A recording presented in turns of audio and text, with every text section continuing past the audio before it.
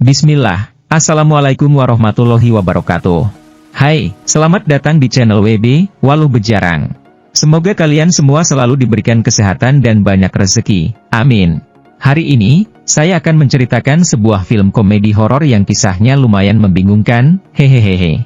Film yang rilis pada tahun 2023 ini menceritakan seorang gadis melakukan perjalanan waktu ke tahun 1987, di mana saat itu ibunya masih hidup dan masih SMA.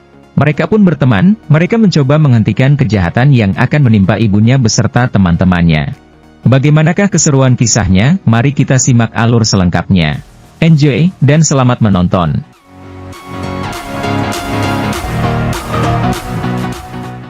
Di sebuah kota yang damai, Vernon Utara, pada malam Halloween 2023, terlihat seorang jurnalis bernama Chris sedang melakukan tur podcast pelaku kejahatan ulang tahun ke-16.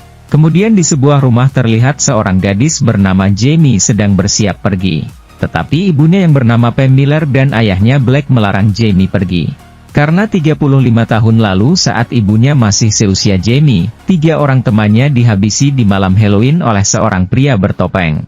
Jamie pun berkata, ini bukan lagi tahun 1987. Kalian bisa melacak lokasiku, bahkan ibu sudah memberiku beberapa peralatan. Mulai dari semprotan merica, alarm, hingga batu kristal cenayang. Dan aku juga sudah ikut kelas bela diri seperti yang ibu katakan. Baiklah, kata ibunya, kau boleh pergi tetapi ayahmu yang harus mengantar. Dan, berangkatlah mereka. Saat Jamie dan ayahnya pergi, ibunya tinggal sendirian di rumah. Setelah memberi permen kepada anak-anak, tiba-tiba datang seorang pria bertopeng, dan apa yang terjadi? Pam diserang, dia berusaha melawan dengan kemampuannya.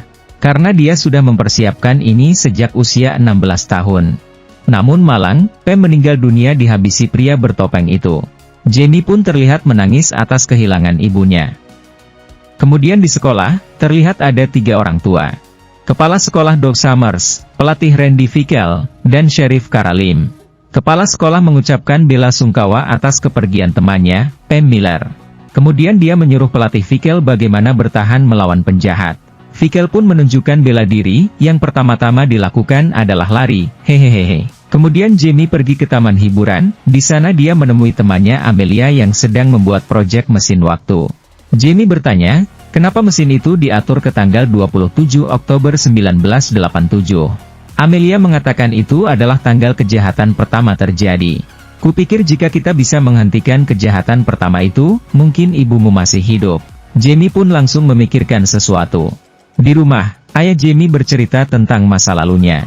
Ayahnya berkata, aku, ibumu, Chris, kepala sekolah Doug, Sheriff Karalim, dan yang lainnya, kami berteman sejak SMA, kami semua satu sekolah di SMA Vernon. Kejadian tragis yang menimpa 3 teman ibumu dijadikan hiburan oleh Chris, karena itulah dia mendirikan podcast. Keesokan harinya Jamie pergi menemui Chris. Chris mengatakan ibumu memberiku catatan ini, kau selanjutnya suatu hari nanti. Dia mendapatkan di lokernya setelah kejahatan terakhir tahun 1987. Ibumu tidak memberitahu siapapun, karena dia takut akan jadi kenyataan. Ibumu hanya memberitahuku karena ingin membantuku menemukan pelaku kejahatan tersebut, karena polisi sudah menyerah sejak lama. Pada malam harinya, Jamie pergi lagi ke taman hiburan, di sana dia bertemu Amelia. Tiba-tiba datang pria bertopeng dan langsung menyerang Jamie. Jamie pun langsung berlari, seperti yang diajarkan pelatih Fickle di sekolah, hehehehe. Jamie bersembunyi di bilik mesin waktu buatan Amelia. Jamie mencoba menggunakan mesin itu sambil menekan tombol-tombolnya, tetapi mesinnya error. Tapi saat pria topeng menyerang Jamie, senjatanya tersangkut, mesinnya langsung berfungsi. Dan, berangkatlah Jamie dengan mesin waktu, tibalah dia ke masa lalu di tahun 1987.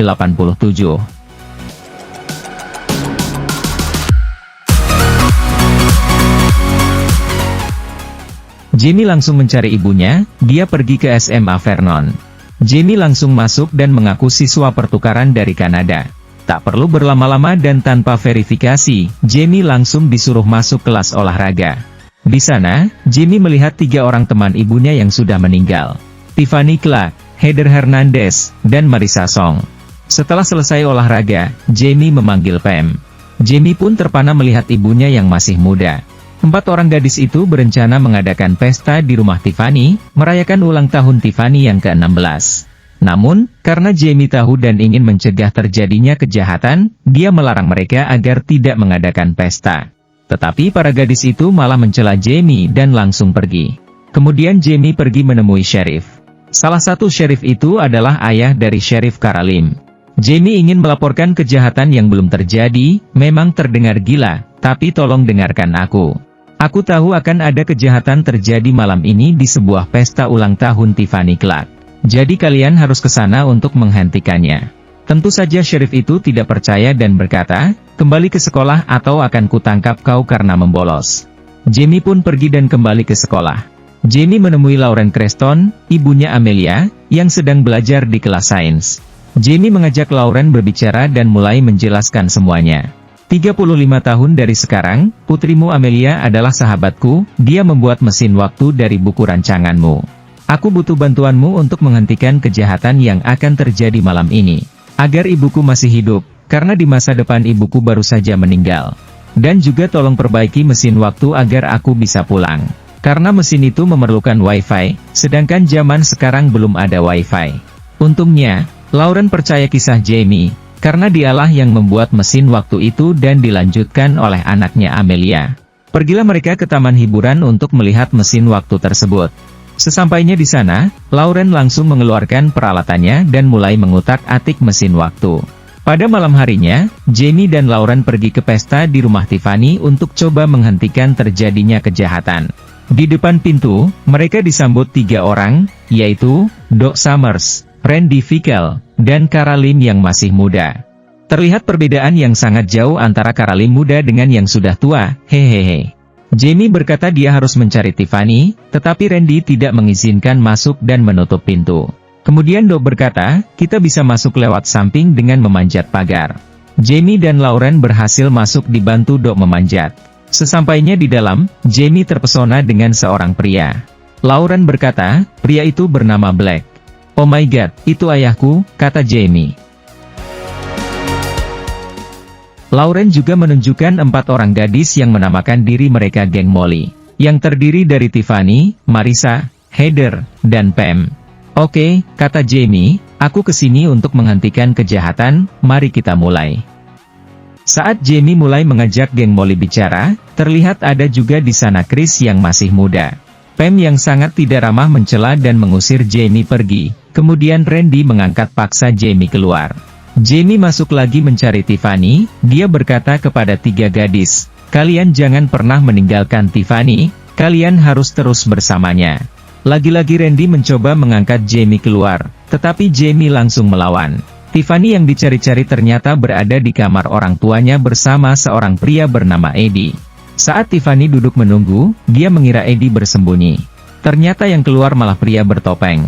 Penjahat itu pun langsung menyerang dan menghabisi Tiffany hingga meninggal dunia. Jamie dan Pam langsung masuk dan melihat Tiffany sudah tak bernyawa. TKP langsung diamankan, dan kedua sheriff tadi pun datang menanyai Jamie. Aku sudah memperingatkan kepada kalian, seharusnya ini tidak terjadi. Sheriff Lim malah menuduh Jamie sebagai tersangka. Tetapi Pam membela Jamie, dia benar sheriff, dia mencoba melindungi Tiffany. Pam langsung pulang, Jamie dan Lauren mengikutinya. Sambil berjalan, Pam bertanya kepada Jamie bagaimana kau tahu bahwa Tiffany dalam bahaya. Terpaksa Jamie berbohong dan mengaku aku seorang paranormal. Aku mendapat penglihatan bahwa Tiffany dalam bahaya, aku coba menyelamatkannya tapi gagal. Ini adalah batu kristal peramalku. Dengan bantuanmu, kita bisa menghentikan yang lain. Marissa, Heather, dan kau, kalian semua dalam bahaya. Saat Pam bertanya seberapa jauh batu ini bisa meramal. Dia terkejut, Jamie berkata ini bisa meramal sampai tahun 2023. Kita kembali ke tahun 2023, terlihat Amelia sedang mengutak-atik mesin waktunya. Tiba-tiba Chris datang mengagetkannya. Chris memperlihatkan beberapa foto resmi dari TKP. Terlihat di dalam foto itu ada Jamie sedang bersama geng Molly. Dan ada pesan tertulis, tusuk mesinnya. Amelia langsung menyimpulkan bahwa pesan itu untukku. Lanjutlah Amelia memperbaiki mesin waktunya. Kembali lagi ke tahun 1987. Jamie masih penasaran siapa penulis pesan di kertas itu. Saat di kelas kimia, Marisa berbicara ingin merayakan pesta ulang tahunnya. Jamie langsung menyela, bagaimana kalau kita pergi ke kota, tempat yang ramai dan banyak orang. Karena Jamie tahu, korban berikutnya adalah Marisa. Mereka pun setuju, tapi sebelumnya Jamie menyuruh mereka yang hadir di pesta agar menulis nama mereka dengan besar dan jelas.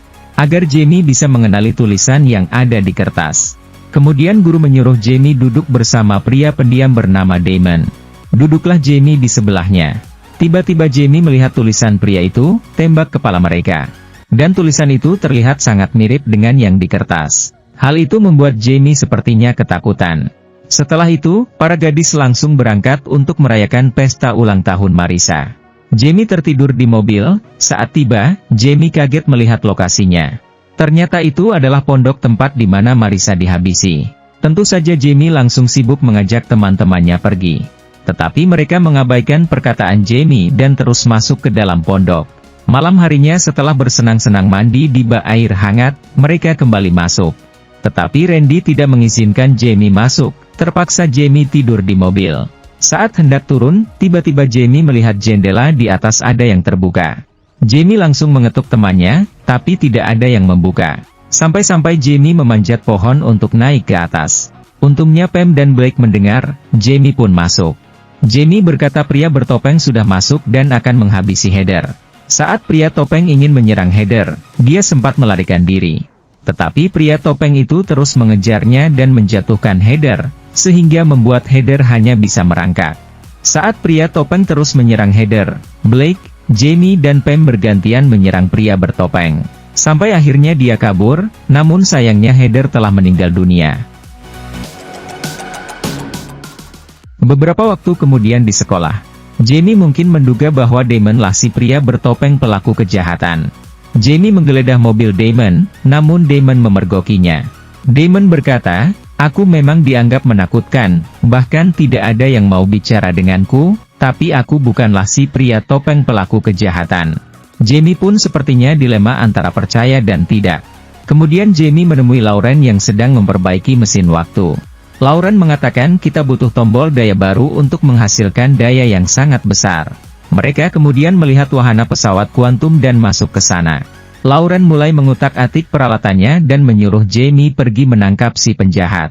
Jamie pun mengumpulkan teman-temannya untuk mulai beraksi. Mereka menjadikan Marisa sebagai umpan di rumah boneka horor. Dengan gemetaran, Marisa pun masuk ke sana. Jamie dan teman-temannya sudah bersiap di dalam rumah boneka horor dengan pentungan. Saat Marisa terus masuk, pria topeng mengikuti dan mencarinya. Namun penjahat itu malah menemukan Jamie yang sedang bersembunyi.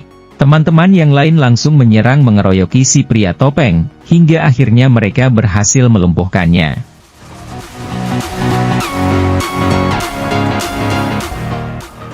Saat dibuka, ternyata orang di balik topeng itu adalah Doc Summers. Saat mereka semua berkumpul dan membicarakan kenapa Doc melakukan ini, tiba-tiba datang pria bertopeng satu lagi dan langsung menghabisi Marisa dari belakang. Kara yang diberi pistol oleh ayahnya langsung menembak dan membuat pria topeng itu kabur. Jamie berkata, itu adalah Doc dewasa. Lauren pun membantah, ini Doc sudah mati, bagaimana bisa ada Doc dewasa, dan bagaimana bisa dia sampai kemari. Tentu saja ini membuat yang lain kebingungan. Kara yang terus menembak secara brutal namun kehabisan peluru. Si topeng berbalik mengejar dan mereka semua berlari berhamburan. Jamie dan Lauren masuk ke pesawat kuantum, Lauren menyalakan mesin dan dia pergi. Saat si topeng hendak mendekati Jamie, tiba-tiba datang Pam menyerang dari belakang. Dengan pesawat yang terus berputar, Jamie berhasil mengeluarkan Pam. Saat itu juga topeng si penjahat terlepas, ternyata orang itu adalah Chris. Dia bisa sampai kemari ternyata Chris telah melumpuhkan Amelia dan menggunakan mesin waktunya. Jamie menyadari bahwa ibuku tak pernah mendapat pesan tertulis itu, karena pesan itu kau yang membuatnya. Benar, kata Chris, aku melakukan itu untuk melanjutkan cerita agar terus berjalan. Meskipun aku baru tahu bahwa penjahat sebenarnya adalah Doc, terima kasih untuk itu. Semakin banyak orang peduli dengan penjahat ulang tahun ke-16 akan membuatku semakin terkenal dengan podcastku. Jamie berkata, tidak akan ada yang mengenalmu, karena kau akan mati di mesin waktuku. Jamie langsung menembak Chris dengan pistol paku milik Lauren yang tertinggal. Dan, Chris pun berubah menjadi asap berwarna pink.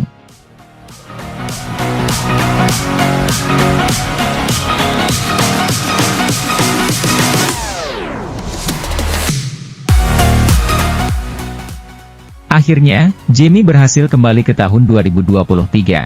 Jamie langsung berlari pulang ke rumah. Di rumah, dia bertemu lagi dengan orang tuanya dan ternyata ibunya masih hidup, hehehehe. Di sana juga ada Amelia dan ibunya, Nona Lauren Creston. Film pun berakhir. Oke guys, begitulah kisahnya. Perjalanan waktu yang lumayan membingungkan, hehehehe. Mohon maaf jika banyak kekurangan dan kesalahan. Bantu channel ini agar semakin berkembang dengan cara like dan subscribe. Jangan lupa nyalakan lonceng notifikasinya agar tidak ketinggalan video selanjutnya. Silahkan berikan komentar, jaga kesehatan kalian selalu. Sampai jumpa di video berikutnya, bye, wassalam.